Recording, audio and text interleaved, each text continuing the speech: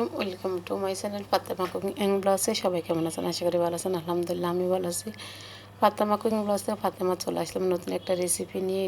এখানে দেখে হয়তো বুঝতে পারতেছেন আমি এখানে প্রায় 1 কেজির মতন ময়দা নিয়েছি, আর এখানে স্বাদ মতন লবণ দিয়ে দিলাম। এখান থেকে তো বুঝতেছেন যে লবণটা পরিমাণ মতনই দেবেন। আর এখানে তো 3 থেকে 4 টেবিলের মতন সয়াবিন তেল দিয়ে দেবো এখানে। এই তো লবণ এবং সামান্য একটু পানি দিয়ে দেবো এখানে। পানিটাও বেশি দেব না, সামান্য প্রায় ধরেন 5-6 টেবিল চামচের মতন পানি দিয়ে দিয়েছি এখানে। দিয়ে তো একসাথে এখন মিশিয়ে নেব। তো এখানে হয়তো অনেকে প্রশ্ন করতে পারেন যে হাতটা মানে হয়তো আপনারা আমার যারা পুরনো মানে আপু ভাইয়েরা আছেন তারা তো দেখেন এই যে আমার হাতটা দেখা যায়। তো এখানে আজকে আমার ভাগিনাকে দিয়ে বানাচ্ছি রেসিপিটা। তো ও বানাচ্ছে আর সেটা আমি আপনাদের সাথে শেয়ার করতেছি। আসলে আমি অসুস্থ থাকার কারণে নিজে তৈরি করতে পারিনি। তো ওকে দিয়েই করানো হয়েছে, ও করতেছে। তো এখানে পুরুষ মানুষের হাত দেখা যাবে 2টা রেসিপির মধ্যে, সেটা ক্ষমাসুন্দর দৃষ্টিতে দেখবেন আপনারা। যাই হোক, তো দেখেন মানে একদম রেস্টুরেন্ট স্টাইলে যেভাবে সমোসাগুলো বানানো হয় ঠিক ওইভাবে আমরা আপনাদের সাথে শেয়ার করব। এতে দেখে হয়তো বুঝতেছেন যে কীরকম করে নিচ্ছে। পানি এবং সয়াবিন তেল লবণ ময়দার সাথে কিন্তু একদম ভালো করে মিশিয়ে নিতে হবে। এটা কিন্তু অনেক সময় নিয়ে করতে হয়। আর আমরা যারা মানে দেখা গেছে যে করে ফেলে ঘরের মধ্যে সামান্য ময়দা দিয়ে লবণ দিয়ে মানে জাস্ট ওটা কিন্তু আসলে ওই রকম হয় না যেরকম মানে যে বিভিন্ন ছোটো ছোটো খাটো রেস্টুরেন্টগুলোর মধ্যে পাওয়া যায়, বা বড় বড় রেস্টুরেন্টগুলোর মধ্যেও কিন্তু ঠিক এভাবেই করে তারা। আপনারা হয়তো একটু লক্ষ্য করলে দেখবেন যে ওনাদের ডো করাটা কীরকম হয়। যাই হোক, তো দেখেন এখানে কীভাবে করলো, ঠিক সেমভাবে প্রসেসে করবেন, দেখবেন যে আপনাদের সমোসাগুলো একদম রেস্টুরেন্টের মতনই হবে। আর খেতেও অনেক মজা হয় এভাবে করলে। আর অনেক দিন থেকে অনেক দিন সংরক্ষণ করে রাখতে পারবেন, যেহেতু এখন রমজান চলে আসছে। আপনারা রমজান মানে পুরো রমজান তো রাখতেই পারবেন। আর এরপরেও কিন্তু আপনারা চাইলে কিন্তু পরে খেতে পারেন ভেজে। এই তো দেখেন পানি কিন্তু একবারে দেওয়া হয়নি, আস্তে আস্তে দিচ্ছে আর আস্তে আস্তে কিন্তু ডোটার সাথে মিশানো হচ্ছে। কিন্তু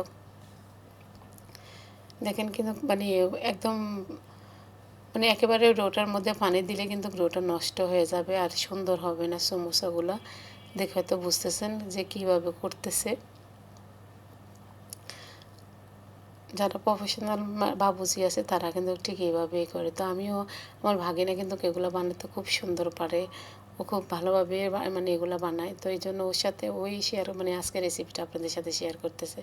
দেখেন পানি কিন্তু মানে বারবার দিচ্ছে, যে কতটুকু প্রয়োজন হবে ঠিক কতটুকু ওইভাবেই দিবে। আর আমার আপু ভাইয়েরা যারা আমার ভিডিওগুলো দেখেন তাদেরকে অসংখ্য ধন্যবাদ, যারা ফেসবুক পেজ থেকে দেখেন। আর যারা ইউটিউব চ্যানেল থেকে দেখেন তাদেরকে অসংখ্য ধন্যবাদ জানাই।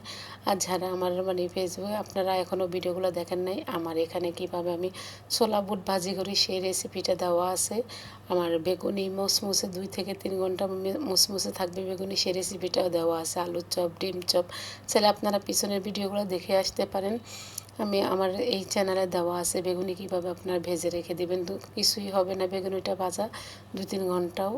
এ তো দেখেন মানে আপনারা দেখে হয়তো বুঝতেই পারতেছেন যে কতটুকু পানি দিয়ে ডোটাকে করা হয়েছে। তারপরে একটু তেল দিয়ে দিল। দেখেন এখন এটাকে মথে নেব, যে ওর প্রয়োজন অনুযায়ী মানে যতটুকু দরকার। দেখেন আপনি দেখে হয়তো বুঝতেছেন যে এটার কীরকম শেপ আসতেছে। মানে আটাটা মানে যদি পারফেক্টভাবে করা হয় তাহলে সমোসাগুলোও কিন্তু দেখতে অনেক সুন্দর হয় বা খেতেও অনেক ভালো লাগে।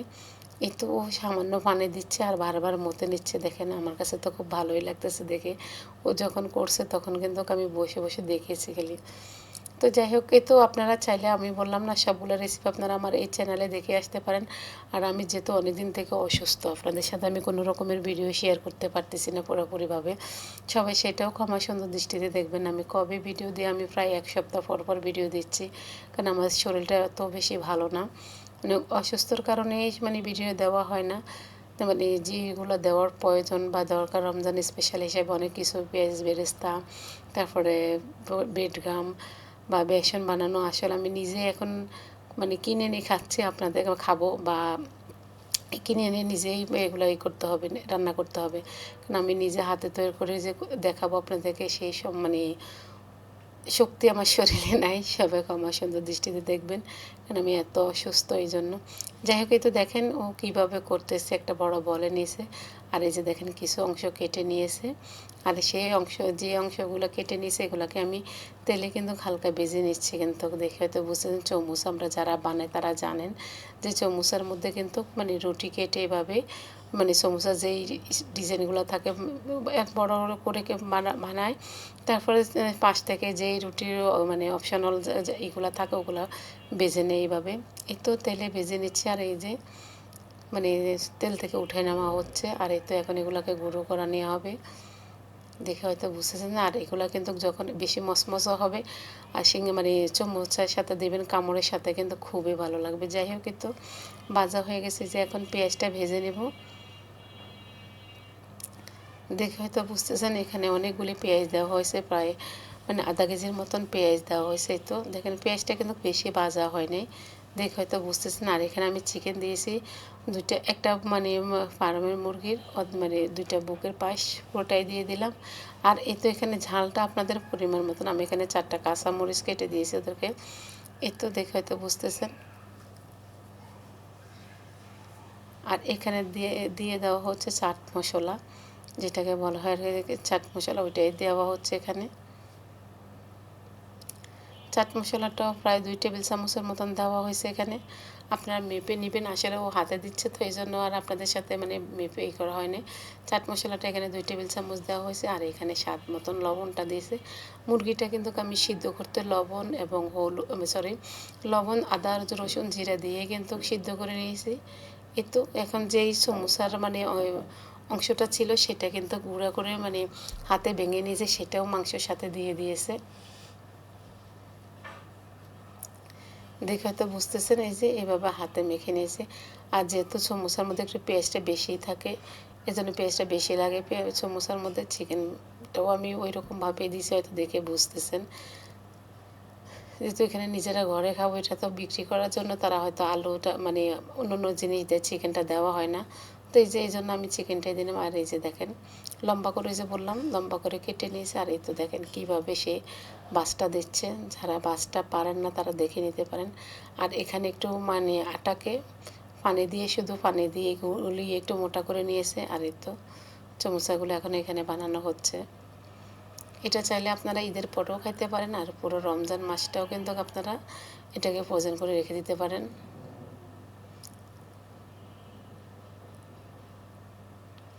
এই যে দেখেন মাশাআল্লাহ খুব সুন্দর হয়ে গেছে। আর চমচাগুলো বেশি বড়ও না বা বেশি ছোটো না, ঠিক ওইভাবেই তৈরি করা হয়েছে। এই যে দেখেন ও কিন্তু একটা রুটি বেলে নিয়েছে, নিয়ে তারপর দুই পাশ থেকে অংশটা কেটে দিয়েছে, দিয়ে তারপরে লম্বা করে নিয়েছে এগুলা। আর এখন কিন্তু সমোসার শিট কিন্তু বাজারে কিনতে পাওয়া যায়, যে কোনো মুদি দোকানে, বড় বড় মুদি দোকানে বা কিংবা কোনো চোপা শপে পেয়ে যাবেন আপনারা। এই তো দেখেন আপনারা আপনাদের পরিমাণ মতো অনুযায়ী কিন্তু আপনারা চাইলে জিনিসটা করে নিন, একদম সহজভাবে কিন্তু বানানো হচ্ছে, আর আপনাদের সাথেও শেয়ার করা হচ্ছে। যদি আমার রেসিপিটা আপনাদের কাছে ভালো লাগে অবশ্যই একটা লাইক দিবেন। যদি বেশি ভালো লাগে ফ্যামিলি এবং ফ্রেন্ডসের মাধ্যমে শেয়ার করে দিতে পারেন। আমি কিন্তু আপনাদের সাথে কিন্তু পুরোপুরি ভিডিওটা শেয়ার করলাম, কোনো রকমের কাট সেট করে নিয়ে কীভাবে কী করছে না করছে। শুধু যখন মানে শীটটা কাটা হয়েছে তখনই আমার ভিডিওটা মানে স্কিপ হয়ে গেছে, সেই জায়গাটা আপনাদের সাথে শেয়ার করতে পারিনি। এই তো দেখেন সবগুলো সমোসা আমি ঠিক এইভাবে বানিয়ে নেব। এই যে দেখেন আরও একটা ভাঁজ দিয়ে দেখানো হচ্ছে আপনাদের সাথে। তো ইনশাল্লাহ নেক্সট ভিডিওতে কিন্তু আপনাদের সাথে আমি সিঙ্গারা কীভাবে বানাইছি সেটাও আপনাদের সাথে শেয়ার করবো ইনশাল্লাহ। তো যদি রেসিপিটা ভালো লাগে অবশ্যই একটা লাইক দেবেন। আজ এ পর্যন্ত সবাই ভালো থাকেন। আল্লাহ হাফেজ, আসসালামু আলাইকুম।